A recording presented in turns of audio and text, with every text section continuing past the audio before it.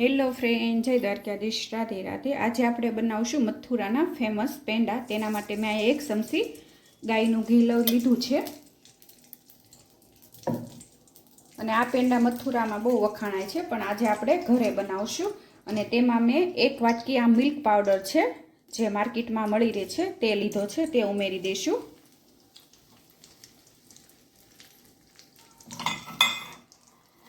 અને હવે તેને આપણે ધીમા ગેસે શેકી લઈશું। આવી રીતે શેકતા જવાનું અને ચમચી 1 ચમચી ઘી ઉમેરતું જવાનું।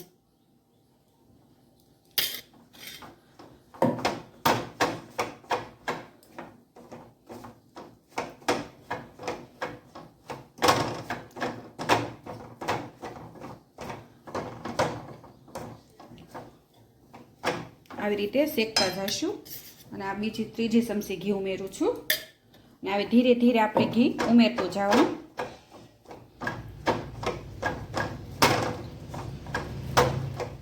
અને ધીમા ગેસે આને શેકવાનો એકદમ બ્રાઉન કલરનો।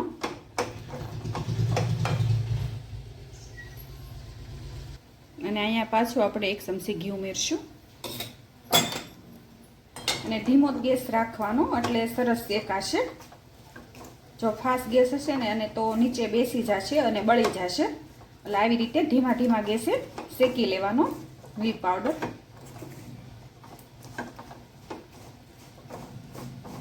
જો તમે આવી રીતે આપણે બ્રાઉન કલરનો શેકી લઈશું। અને મથુરામાં આ પેંડા બહુ વખાણાય છે।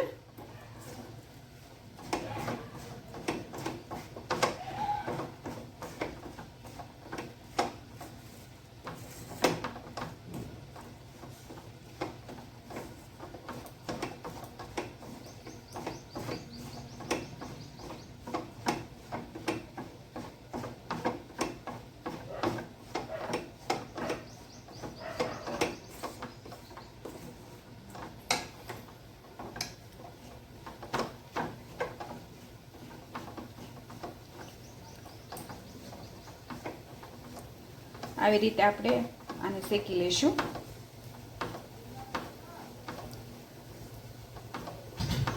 ને થોડું થોડું ઘી ઉમેરવાનું, એક સાથે નહીં ઉમેરી દેવાનું, આવી રીતે થોડું થોડું ઉમેરવાનું।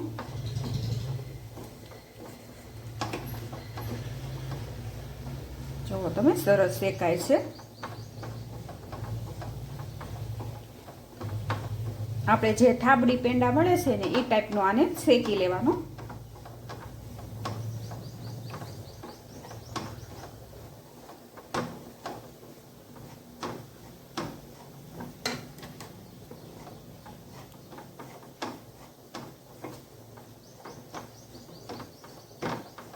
સુગંધ પણ સરસ આવે છે, એકદમ પેંડા જેવી રીતે। જો શેકાઈ ગયો આપણે। અને અહીં આપણું આ મિલ્ક પાવડર શેકાઈ ગયો છે અને હવે તેમાં આપણે 1 વાટકી દૂધ ઉમેરી દઈશું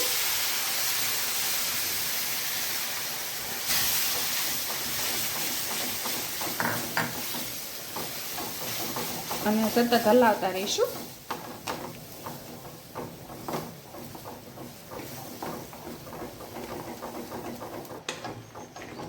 હવે આ દૂધ આપણું આ જે પાવડર છે એ પી ગયો છે, તો હવે પાછું આપણે અડધી વાટકી દૂધ રેડશું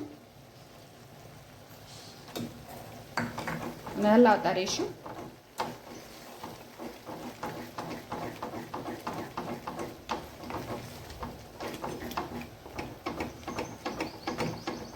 આપણું દૂધ એ પણ આમાં બળી ગયું છે અને જ્યાં સુધી આપણી કડાઈ ન મૂકે ત્યાં સુધી આપણે આને હલાવતા રહીશું, લસકા જેવું થઈ જાય ને ત્યાં સુધી।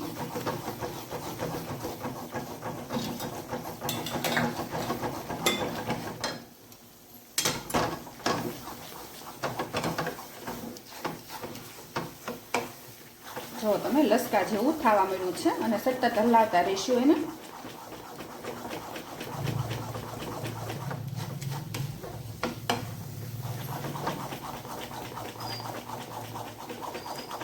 ઘી છૂટું પડે ને ત્યાં સુધી આપણે આને હલાવશું।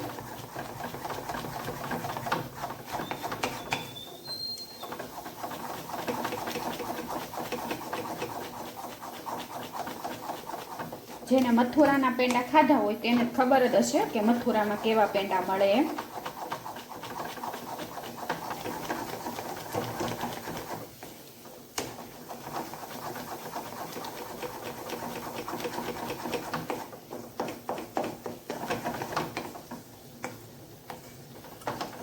અને હવે આપણે ગેસ બંધ કરી દઈશું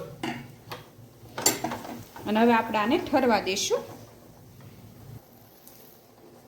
આવી રીતે એક ડીશમાં કાઢી લેશું.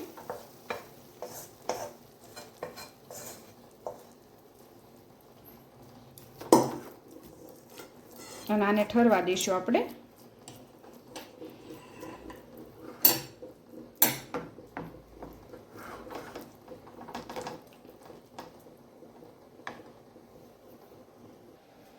અને અહીંયા મેં એલચી અને જાયફળ ખાંડી લીધું હતું તે ઉમેરી દઈશું અને મિક્સ કરી લેશું.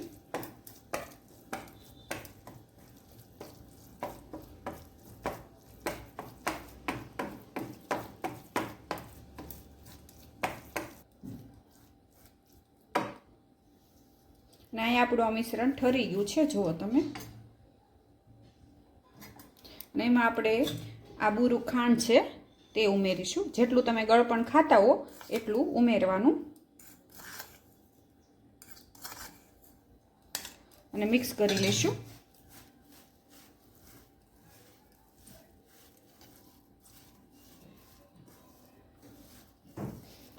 તમે આવી રીતે એકવાર પેંડા બનાવજો, બહુ સરસ લાગશે.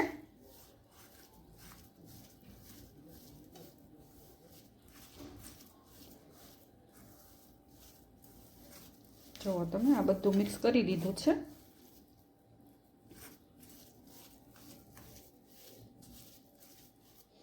આ બીજું આમાં એક વસ્તુનું ધ્યાન રાખવાનું કે શેકતી વખતે ધીમા ગેસે શેકવાનું અને બળી ન જાય મિલ્ક પાવડર, તેનું ધ્યાન ખાસ રાખવાનું. હવે આપણે આના પેંડા વાળી લેશું. આ પેંડા એક સરખા નથી હોતા, ગોળ કે નથી હોતા કે એક સરખા એનો ઘાટ નથી હોતો.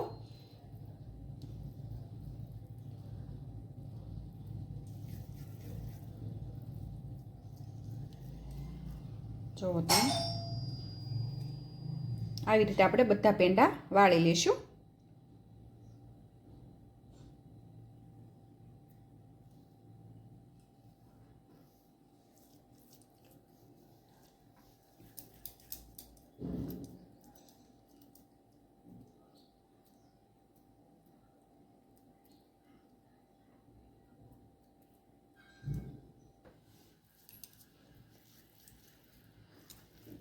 અને આવી રીતે આપણે પેંડા વાળી લઈશું. આને કોઈ ઘાટ નથી આપવાનો, એક સરખા નથી હોતા મથુરાના પેંડા, અલગ અલગ ડિઝાઇનમાં હોય છે.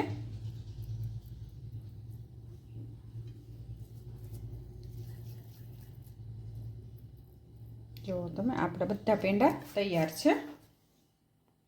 અને અહીંયા આપણે પાછી થોડીક બુરું ખાંડ લઈશું અને આવી રીતે એને ઉપર ખાંડ લગાવતા જશું. જુઓ તમે, આવી રીતે આપણે બધા પેંડાને તૈયાર કરી લઈશું.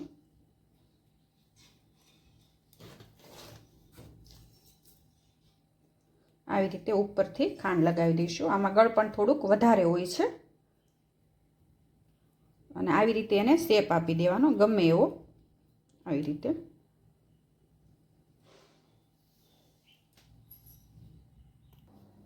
અને અહીંયા આપણે બધા આવી રીતે તૈયાર કરી લીધા છે મેં પેંડા, અને તમે જોઈ શકો છો સરસ બન્યા છે. જુઓ તમે, અને હવે આપણે આને ઠરવા દઈશું એટલે થોડાક કઠણ થઈ જશે. જુઓ તમે,